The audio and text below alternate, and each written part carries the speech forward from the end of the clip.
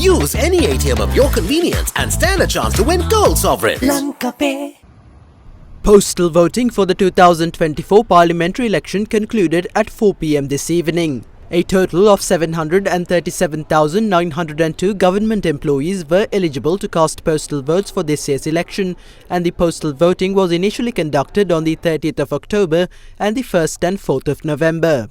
Additionally, yesterday and today were allocated for postal voting for voters who were unable to mark their postal ballots on the 3 initial dates. Meanwhile, the pre-election silence ahead of the general election is set to commence at midnight on the 11th of September. The Election Commission commented on the conduct expected of parliamentary candidates during the silent period.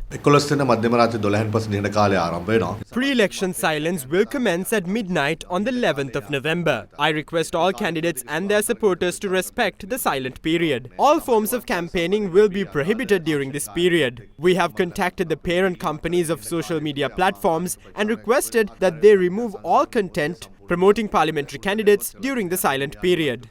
Election observers also commented on the campaigns for this year's general election. When considering all the parliamentary elections in Sri Lankan history, this year's election has one of the lowest campaign expenditure levels. There has been a decline in personal attacks against rival candidates on election stages. Overall, election stages have become more peaceful, and the majority of the candidates are conducting their campaigns ethically. Only a handful of cases of election violence have been reported at the moment. An election culture with high standards that can be received well worldwide is being established.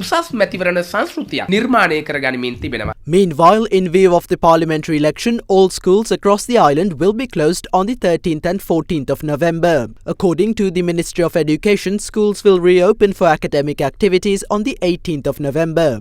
Schools that are to be used for election-related activities will be handed over to the care of local Grama Niladhari officers following the conclusion of academic activities on the 12th of November.